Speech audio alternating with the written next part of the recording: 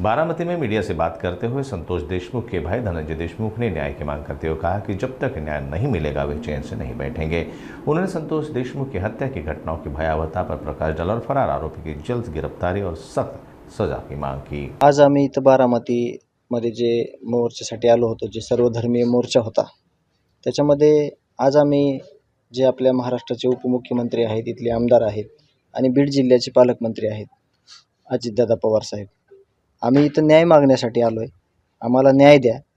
न्याय मागताना जी तिथली सगळी व्यवस्था आहे, जी कायदा आहे, जी सुव्यवस्था आहे, जे तिथलं जे वातावरण आहे आणि जी भयान वास्तविकता आहे तिथली, जे भयान वास्तव आहे आणि ज्या घडलेल्या घटना आहेत आणि ज्या घडत आहेत त्या घटना आहेत, अत्यंत म्हणजे भयावह तिथलं वातावरण तयार झालेलं आहे।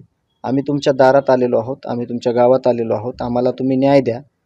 आम्हाला हे सगळं मांडण्याची आमच्याकडे जे काही पुरावे आहेत, आमच्याकडे जे काही कागदपत्र आहेत, ज्यावेळेस तुम्ही पालकमंत्रीपद घेतलंय आणि एक वेळेस आला होतात, तर ज्यावेळेस तुम्हाला यायचं आहे तिथं बीडमध्ये, त्यावेळेस आम्हाला तुम्ही हे सगळं जाणून घ्या। आमच्या बोलण्यावर तुम्ही भावनिक होऊ नका, आमच्यावर विश्वास ठेवू नका, पण तिथले जे काही कागदपत्र आहेत, तिथं जे काही घडलेल्या चुका आहेत, त्या कशा सुधारतील आणि आम्हाला न्याय कसा मिळेल, यासाठी आम्ही आज इथं बारामतीतून तुम्हाला बोलतोय की आम्हाला न्याय द्या। खूप भयावह परिस्थिती तिथं आहे आणि जे काही घटनाक्रम आहे, तो घटनाक्रम कसा घडला ते पण तुम्ही जाणून घ्या। आम्ही तुम्हाला जे काही पेपर आहेत, जे काही ऑफिशियल सगळं दप्तर आहे, ते आम्ही दाखवून किंवा ज्या काही घडलेल्या घटना आहेत, या घटनेनंतर सुद्धा जे काही गोष्टी लेट होत जात आहेत, त्याच्यातून होणारं नुकसान जे आहे, त्याला जिम्मेदार कोण ठेवायचं, त्याला जिम्मेदारी त्याची कोण घ्यायची, या अनुषंगानं तुम्ही जे काय आम्हाला बोलायचं आहे, जे काय आम्हाला तुम्हाला न्याय मागायचा आहे, त्याची जाणीव करून घ्या आणि आम्हाला न्याय द्या, एवढंच मी इथून बोलेन। आज माझा जन्मदिवस होता आणि जे त्या ताईंनी सगळा जो जे काही संतोष अण्णा देशमुख आणि गावकऱ्यांनी मिळून जे काही उपक्रम राबवलेले होते, जे काही सगळं आत्तापर्यंत केलं होतं, अशी एक आठवण सगळी होत होती आणि म्हणून जे आमचं कुटुंबीय आहे, मी आहे स्वतः, भावनिक हो म्हणणं लागत नाही। एक दुःख सगळं कुठंतरी दुःखाचं गाठोडं पाठीवर घेऊन आम्ही रस्त्यावर उतरत आहोत, न्याय मागत आहोत आणि न्याय मागितल्याशिवाय मिळवल्याशिवाय शांतही बसणार नाहीत। आणि जे फरार आरोपी आहे, ते फरार आरोपीला कोणी पोसलं आहे, कोणी त्याचा सांभाळ केला आहे, कोणी त्याला फरार केलं आहे, ह्यासुद्धा गोष्टी लवकरच समोर आल्याशिवाय राहणार नाहीत। त्याला लवकरात लवकर पकडून त्याला फाशीची शिक्षा द्या, अशी आम्ही फक्त मागणी करू शकतो। जे काय बाकीचं काम आहे ते यंत्रणेचं आहे, यंत्रणेने ते केलं पाहिजे।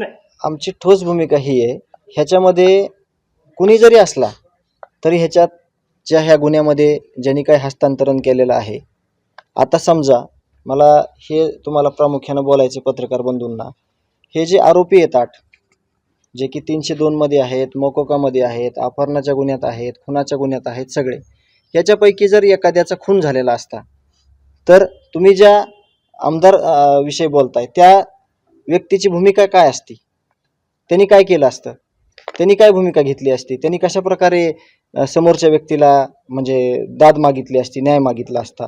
तर आम्ही अशाच प्रकारे अजितदादा पवार साहेबांना इथं बारामतीतून एक आव्हान करतो की आम्हाला या गोष्टीचा सगळा उलगडा तुम्ही करा, तुम्ही माहिती करून घ्या सगळी, की हे जे आरोपी आहेत हे कुणाचे आहेत, हे कुठं राहत होते, हे कुठून तुमचा कारभार हाकत होते, आणि हे सगळं समोर आहे, मीडियाच्या समोर आहे, तुमच्या समोर आहे। फक्त एकदा जाणून घ्या आणि गांभीर्यानं आमचा विचार करा, अशी आम्ही हात जोडून तुम्हाला विनंती करतो। नाही, या वक्तव्याला कसं आहे माहिती आहे का, राजीनामा झाल्यावर त्यांनी वक्तव्य केलंय, म्हणून या वक्तव्याला जास्त काही मला बोलण्याची इच्छा नाही। ते जर वक्तव्य वारंवार केलं असतं, त्याचा पाठपुरावा त्यांनी केला असता, तर कुठंतरी त्या गोष्टीचा विचार करण्यासारखं होतं। राजीनामा झाल्यावर का झाला, कसा झाला, ह्यापेक्षा होण्याच्या अगोदर जर ही भूमिका मांडली असती तर ती योग्य ठरली। म्हणूनच आम्ही इथून हात जोडून विनंती करतोय बारामतीतून जे उपमुख्यमंत्री आहेत अजितदादा, त्यांना, मुख्यमंत्र्यांना, की आम्हाला न्याय द्या आणि जे काही हे सगळी आमच्या जिल्ह्यात ज्या काही अराजकता माजवलेली ज्या लोकांनी, त्यांना एकदा बाजूला करा।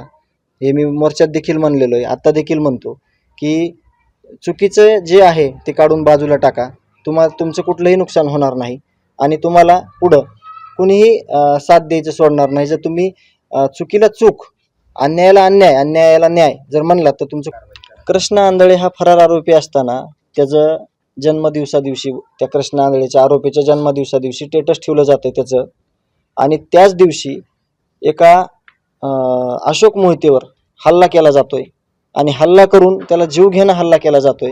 ह्या घटना वारंवार आता घडत आहेत. जोपर्यंत हे सगळं शासन कडक होत नाही तोपर्यंत ह्या घटना थांबणार नाहीत, किंवा विविध प्रकारच्या धमक्या हे जे काय भीतीयुक्त वातावरण कसं तयार करतील अशा घटना अजून पण तिथे घडत आहेत. आम्ही बारामतीमध्ये आलतो आणि या बारामतीमधले जे लोक आहेत आणि त्यांनी काढलेला जो सर्वधर्मीय जो निषेध मोर्चा होता, त्यामध्ये जी नागरिकांची जी उत्सुक गर्दी होती ती पाहून म्हणजे मी भावुक झाले.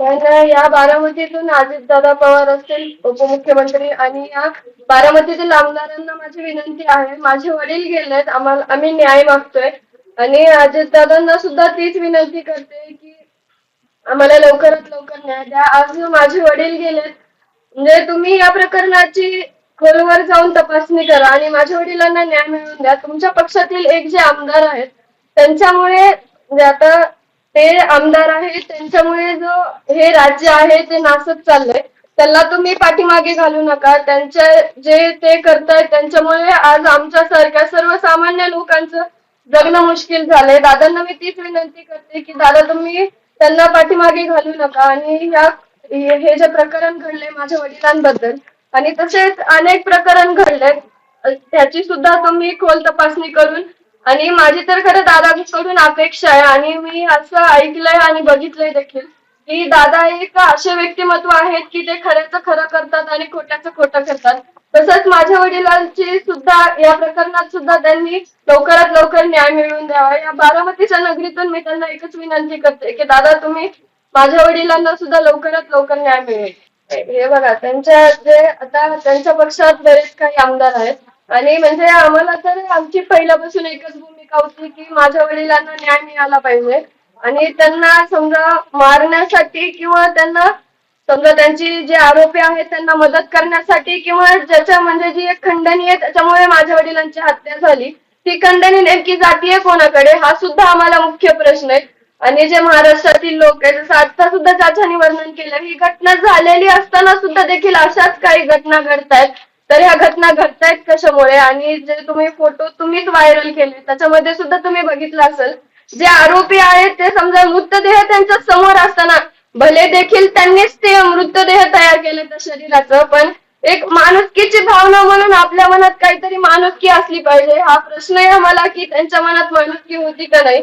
मृतदेह समोर असताना ते माणूस त्याचा छळ करतायत किंवा हसतायत, म्हणजे मला तर वाटतं किंवा पूर्ण महाराष्ट्र सुद्धा तेच म्हणतोय की याच्या मागे कोणाचा तरी पाठीमागं म्हणजे याच्यामध्ये कोणतरी हात आहे कोणाचा तरी आणि याच्या मागे कोणाचा तरी मोठा पाठिंबा आहे. कारण की त्याच्याशिवाय एक व्यक्तीमध्ये माणुसकी असली पाहिजे, ती माणुसकी सगळी बाजूला ठेवून हे अशा प्रकारचे कृत्य घडतात.